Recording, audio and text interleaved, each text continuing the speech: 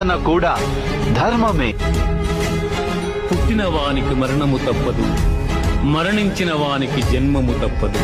నేనే సత్యాన్ని, జ్ఞానాన్ని, ధర్మాన్ని. నా అనుమతితోనే మీరు యుద్ధం చేస్తున్నారు, నా అనుమతితోనే మీరు జీవించి ఉన్నారు, నా అనుమతితోనే మీకు మృత్యువు ప్రాప్తిస్తుంది. ఏ కాలమున ధర్మమునకు హాని కలుగును, అధర్మము వృద్ధి నుండును.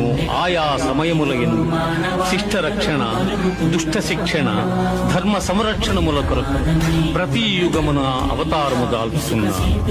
పొగ చేత అగ్ని, మురికి చేత అద్దము, మావి చేత శిశువు ఎట్లు కప్పబడును, అట్లు కామము చేత జ్ఞానము కప్పబడి ఉన్నది. దుఃఖములు కలిగినప్పుడు దిగులు చెందని వాడు, సుఖములు కలిగినప్పుడు స్పృహ లేనివాడు, రాగము, భయము, క్రోధము పోయినవాడు స్థితప్రజ్ఞుడని చెప్పబడు. మనుష్య